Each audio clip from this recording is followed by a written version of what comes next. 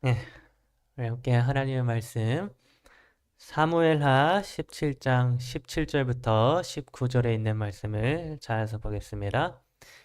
사무엘하 17장 17절부터 19절에 있는 말씀입니다. 말씀이 좀 길기 때문에 우리 함께 읽지 않고 제가 혼자서 읽도록 하겠습니다. 사무엘하 17장 17절부터 19절에 있는 말씀입니다. 그때 요나단과 아히마아스가 사람이 볼까 두려워하여 감히 성에 들어가지 못하고 에느로겔가에 머물고 어떤 요종은 그들에게 나와서 말하고 그들은 가서 다윗 왕에게 알리더니 한 청년이 그들을 보고 압살롬에게 알린지라. 그 두 사람이 빨리 달려서 바울임 어떤 사람의 집으로 들어가서 그의 뜰에 있는 우물 속으로 내려가니 그 집 여인이 덮을 것을 가져다가 우물 아기를 덮고 찌은 곡식을 그 위에 널매 전혀 알지 못하더라. 네, 오늘 저는 여러분과 함께 쫓기고 있을 때라고 하는 제목으로 말씀을 나누도록 하겠습니다. 여러분 혹시 인생을 사시면서 누군가를 피해서 숨어본 일이 있습니까? 누군가에게 막 쫓겨본 그런 일이 혹시 있으십니까? 여러분 제가 고등학교 2학년이었을 때 제가 서울 36 기숙사에서 제가 학교 생활을 했었는데요. 이 기숙사에는 어떤 제도가 있었는가 하면 외박주라고 하는 그런 제도가 있었습니다. 이 외박주라고 하는 것은 한 달에 한 번씩 주말에 토요일 일요일에 반드시 기숙사를 나가서 집에 있다가 오라고 하는 의도에서 만들어진 그런 제도인데요. 이로 인하여 모든 기숙사생들은 한 달에 한 번씩은 꼭 주말에 기숙사를 나가야만 하였습니다. 기숙사 안에서 있을 수가 없고 무조건 밖에 나가라 이렇게 했던 것입니다. 그런데 여러분 조금은 부끄러운 이야기지만요. 저는 당시에 이 외박주를 한 번도 지켜본 적이 없었습니다. 저는 고등학교 시절에 제가 집에 가본 일이 거의 없을 정도로 저는 항상 외박주가 되면은 항상 친구 집에 가든가 아니면 제가 다니던 교회에서 이렇게 잠을 자든가 그렇게 했었습니다. 그리고 그것도 안 되면 저는 가끔씩 정말 몰래 기숙사에 들어가서 지도새도 모르게 잠을 자고는 했었습니다. 여러분 저는 뭐 사실 학창 시절에 굉장히 모범적으로 그렇게 보낸 학생 중에 한 사람이었는데요. 제가 부끄럽게도 이 외박주만큼은 제가 잘 지키지 못하였습니다. 그런데 한 번은 제가 외박주가 되어서 이게 기숙사를 지키고 계시는 사가원 선생님을 잘 피해가지고 몰래 기숙사에 들어가서 제가 잠을 자기로 시도했던 적이 한 번 있었습니다. 근데 몰래 기숙사 안에 들어가서 방에다가 이불을 잘 펴고 이제 잠을 잘 준비를 하는 일까지 무사히 다 마치게 되었는데 한 밤 12시쯤이 되었는데 갑자기 이게 배가 아프기 시작하는 것입니다. 그날 저녁에 제가 뭘 잘못 먹었는지 배가 너무 아파서 제가 밤 12시에 화장실을 이렇게 가게 되었습니다. 화장실은 이제 복도 끝에 있어가지고 복도 끝까지 제가 정말 조심조심해서 누구한테 들키면 안 되니까 뒤꿈치를 들고 조심조심 화장실에 딱 가게 되었습니다. 그래서 화장실에서 볼일을 다 이렇게 보게 되었는데 이제 볼일을 다 마치고 화장실에서 이제 나가려고 하던 차에 갑자기 한 가지 문제가 발생하게 되었습니다. 어떤 문제가 발생했느냐 하면 제가 화장실에서 나가려고 하고 있는데 그 차에 갑자기 기숙사 사감 선생님이 자신의 아내분과 함께 또 어떤 친구분과 함께 기숙사 현관으로 들어오신 것입니다. 그래서 제가 나가게 되면 분명히 마주치게 돼 있는 그런 상황에 놓이게 된 것입니다. 아마도 오랜만에 상원 선생님이 친구를 만나서 밖에서 놀다가 한 밤 12시가 되어서 기숙사로 돌아오신 것 같았습니다. 그래서 저는 그 순간 이거 내가 외박주인데 집에 안 가고 여기 기숙사에 있는 거를 사관 선생님께 들키게 되면 정말 크게 혼나겠다 이런 생각을 하고는 제가 화장실 안에서 사관 선생님이 없어질 때까지 쥐죽은 듯이 앉아있기로 제가 결심을 하게 되었습니다. 그러면 정말 이게 좀 이상하게도요. 제가 화장실 안에 정말 조용히 쥐죽은 듯이 있어야겠다라고 결심을 한 바로 그 순간에 저도 모르게 제 손이 실수로 화장실의 문을 툭 하고 건드려서 소리가 크게 나게 된 것입니다. 여러분 그 순간 분명히 외박주이기 때문에 기숙사 안에는 아무도 없어야 하는 화장실에서 이상한 소리가 크게 나게 되자 기숙사 현관에 계셨던 상암 선생님과 상암 선생님의 아내분이 화들짝 놀라게 되는 것을 제가 듣게 되었습니다. 그러면서 그 상암 선생님의 아내분께서 그 소리에 너무 놀라시면서 아니 기숙사에 아무도 없는데 도대체 화장실에서 무슨 소리가 나는 거지? 혹시 귀신이 나온 거 아니야? 이런 이야기를 제가 듣게 되었습니다. 여러분 그때 저는 화장실 안에 있는 저를 귀신으로 착각하는 이야기를 듣고는 어쩌면 나를 귀신으로 착각해서 무서워가지고 그냥 지나쳐 갈 수도 있겠다 뭐 이런 희망을 가지고 제가 그 다음부터 아무 소리도 내지 않고 화장실 안에 가만히 있게 되었습니다. 근데 여러분 사감스님께서 귀신 아니야 라고 하는 그 아내분의 외침에 자신도 정말 두려웠지만 사랑하는 아내 앞에서 이제 결혼한 지 얼마 되지 않았습니다.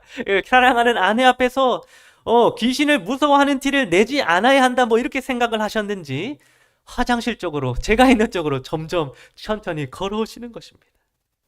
그러면서 상한 선생님께서 화장실 앞까지 오셔서 두렵고 떨리는 목소리로 거기 누구야? 거기 누구 있어? 이렇게 물어보시는 것입니다. 여러분 그 순간 제가 화장실 안에서 어떻게 해야 되지? 내가 계속 가만히 있어야 하나? 아니면 내 정체를 밝혀야 하나? 이렇게 수도 없이 고민을 하다가 결국에는 안 되겠다 싶어서 상한 선생님 저 근태기예요 라고 하면서 저의 정체를 제가 화장실 안에서 밝히게 되었습니다. 여러분 제가 제 정체를 밝히는 그 순간 내가 상한 선생님께 죽어라 맞겠구나 뭐 이런 생각을 제가 하게 되었는데요.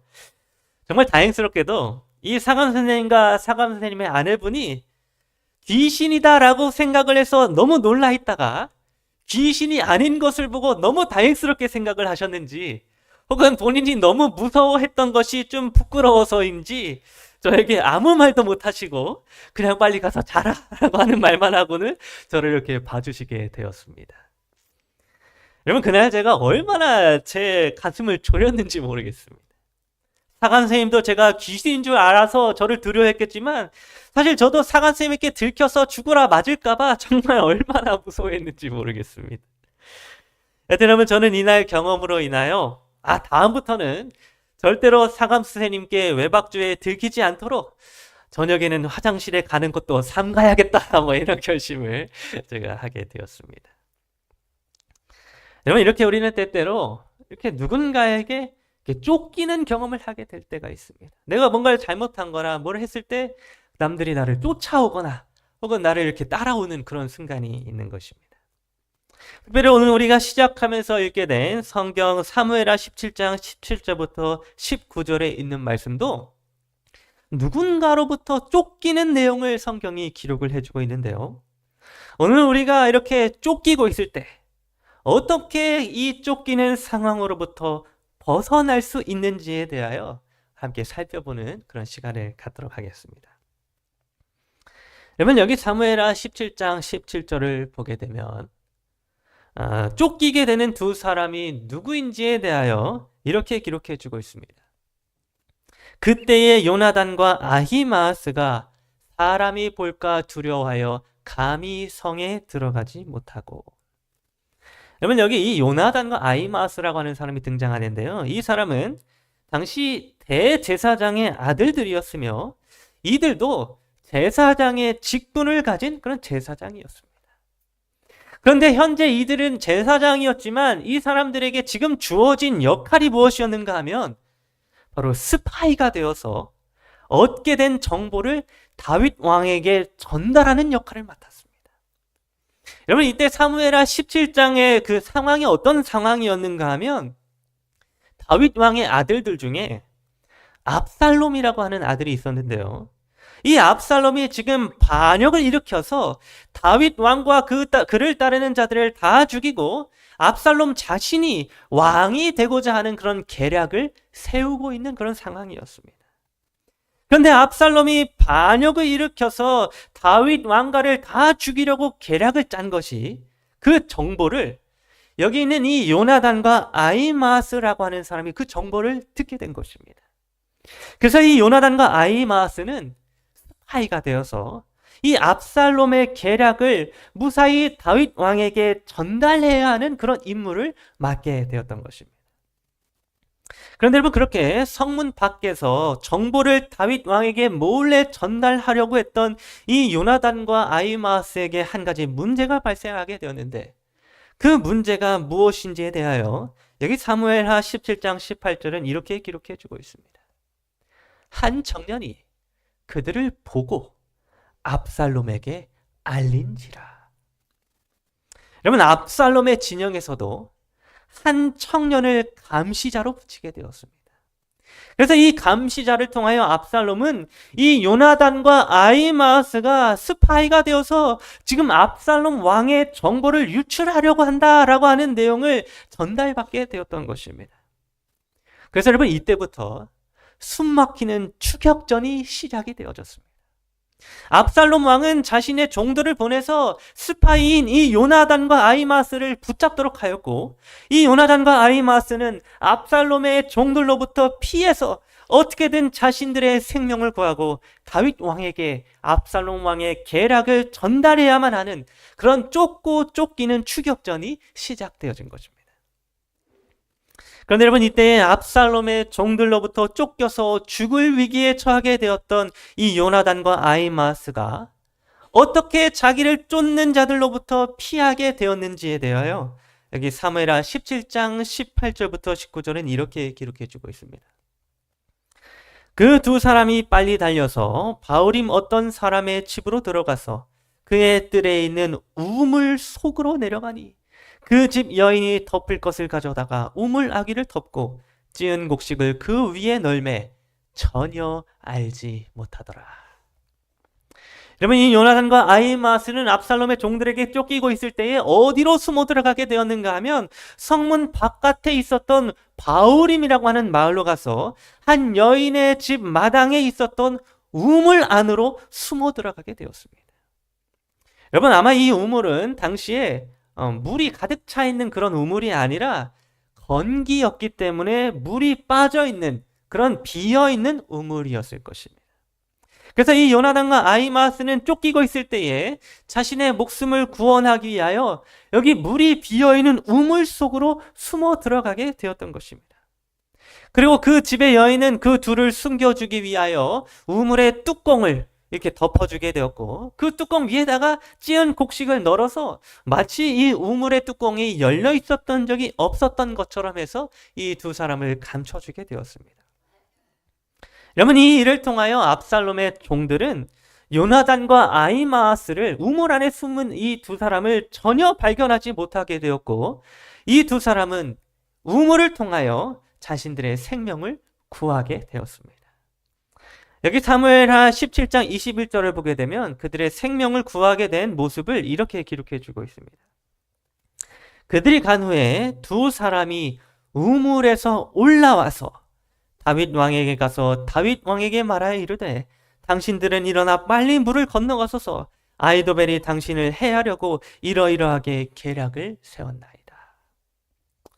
여러분, 요나단과 아히마아스는 숨어 있었던 우물에서 무사히 올라오게 되었고, 그 길로 다윗 왕에게 달려가서 압살롬 왕의 계략을 알려주게 되므로 다윗 왕과 그를 따르는 자들의 생명을 모두 구원하게 되는 일을 이루게 되었습니다. 우물에 숨게 된 요나단과 아히마아스를 통하여 지금 하나님이 세우신 다윗 왕과 그를 따르는 백성들이 구원을 얻게 되었던 것입니다. 그런데 여러분, 사실 우리가 살펴보았던 이 이야기는 누구의 모습을 상징적으로 나타내주고 있었는가 하면 예수 그리스도의 모습을 상징적으로 나타내주고 있었습니다.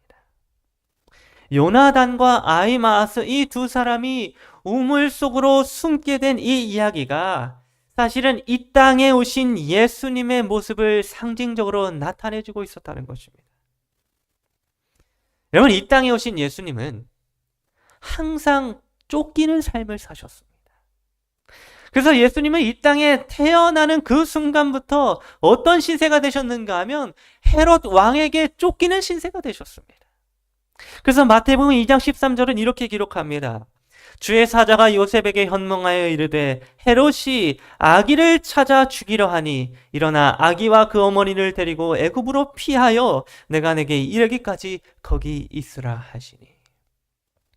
여러분, 이 말씀처럼 예수님은 이 땅에 태어나시자마자 어떤 삶을 사셨는가 하면 쫓겨다니는 삶을 사셨습니다. 헤롯 왕이 지금 아기 예수님을 죽이려고 쫓아오게 되었던 것입니다. 마치 요나단과 아히마아스가 압살롬의 종들로부터 쫓기게 되었던 것처럼 지금 예수님도 쫓기는 인생을 사시고 있는 것입니다. 여러분, 그 이외에도 사탄 마귀는 계속해서 예수님을 쫓아서 예수님을 죽이고자 하는 일을 하였는데, 여러분, 성경 말씀을 통하여 쫓겨다니시던 예수 그리스도께서 마침내 성문 밖으로 피하신 내용을 우리는 발견하게 됩니다. 여러분, 요한복음 19장 17절은 예수님께서 사탄에게 쫓겨 성문 밖으로 피하셨다고 하는 사실에 대하여 이렇게 기록해 주고 있습니다. 예수께서 자기의 십자가를 지시고 해골, 히브리 말로 골고다라 하는 곳에 나가시니. 여러분, 이 해골이라고 하는 곳은 골고다 언덕을 의미하는데요. 이 골고다 언덕은 어디에 있었는가 하면 바로 예루살렘 성문 바깥에 있는 곳이었습니다. 예수 그리스도께서 성문 안에 계셔야 하는 분이셨는데 그분이 지금 성문 바깥으로 나가서 십자가를 지시게 되었다고 하는 것입니다. 여러분, 요나단과 아히마아스도 성문 바깥에서 쫓기는 자들이었습니다. 사무엘의 17장 17절에서 그들은 성에 들어가지 못하고 성문 바깥에서 압살롬의 종들에게 쫓기고 있었던 것입니다. 이와 마찬가지로 예수 그리스도께서도 성문 바깥에서 십자가를 지셨습니다. 예수 그리스도를 죽이고자 하는 사탄 마귀로 인하여 예수님은 그분이 마땅히 거하셔야 하는 성문 안에 계시지 못하고 성문 바깥으로 나가서 십자가를 지시게 되었던 것입니다. 그리고 여러분, 성문 밖에서 쫓기고 있었던 요나단과 아히마아스가 비어있는 우물 속으로 들어가서 뚜껑이 덮여지고 그 안에 숨게 되었던 것처럼 여러분, 예수님도 성문 바깥에서 비어있는 무덤 속으로 들어가서 무덤 문이 덮여짐으로 그 안에서 죽음을 경험하시게 되었습니다. 요한복음 19장 41절과 42절은 요나단과 아히마아스처럼 비어있는 우물 속으로 들어가 숨으신 예수 그리스도의 모습에 대하여 이렇게 기록해 주고 있습니다.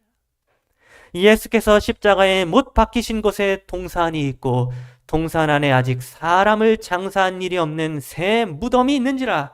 이날은 유대인의 준비리요 또 무덤이 가까운 고로 예수를 거기 두니라. 여러분, 이때 예수님은 비어있는 무덤 속으로 들어가셨습니다. 예수님이 무덤 속에 들어가셨을 때에 그 무덤을 덮는 그 무덤의 뚜껑 돌이 무덤물을 가리게 되었습니다.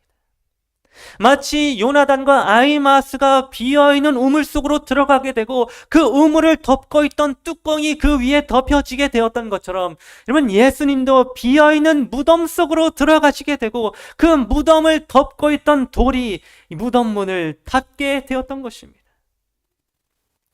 그런데 여러분, 그렇게 비어있는 우물 속으로 들어가고 뚜껑이 덮여지게 되었을 때 비로소 그 우물의 뚜껑을 열고 나와서 자신들의 생명을 구원하고 다윗 왕과 그를 따르는 백성들을 구원하게 되었던 요나단과 아히마아스처럼 여러분, 예수님은 갇혀있던 무덤 문을 열고 부활하셔서 자기를 따르는 모든 백성들의 생명을 구원해 주셨습니다.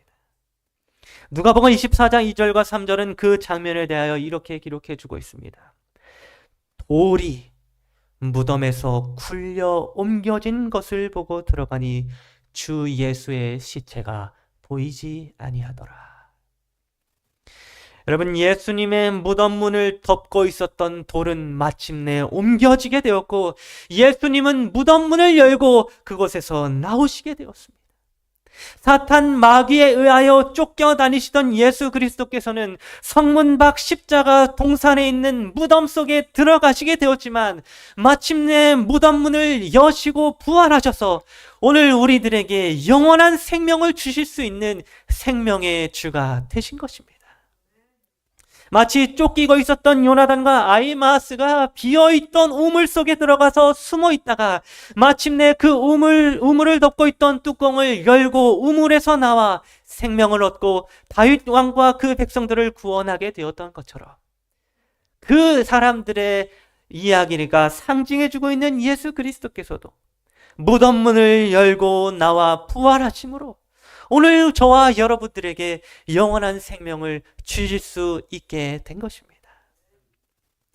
여러분, 예수 그리스도께서는 오늘 저와 여러분 모두를 위하여 비어있는 우물, 곧 십자가 동산 무덤 속으로 숨으셨습니다. 오늘 우리들의 생명을 구원하기 위하여 예수님께서 친히 십자가에 달려 죽으시고 비어있는 무덤 속으로 들어가시게 되었던 것입니다. 그러나 예수 그리스도께서는 마침내 무덤 문을 열고 부활하셨으며 오늘 우리들에게 영원한 생명을 주시게 되었습니다. 이 예수님의 이야기가 우리가 처음에 살펴보았던 구약 성경 사무엘하 17장에서 요나단과 아히마아스의 이야기로 상징적으로 기록되어져 있었던 것입니다.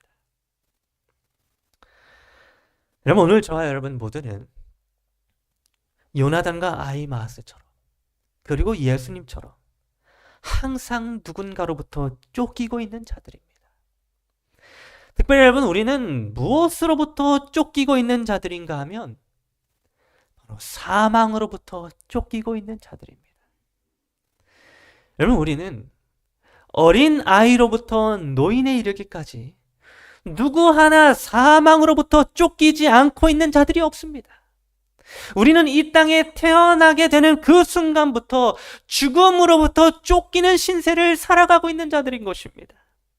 내가 아무리 많은 재물을 갖고 있어도, 아무리 건강한 육체를 갖고 있어도, 아무리 많은 명예와 권세를 가지고 있어도 죽음은 우리를 바로 뒤에서 쫓아오고 있으며 마침내 우리를 사망에 이르게 될 운명에 처하게 하고 있는 것입니다.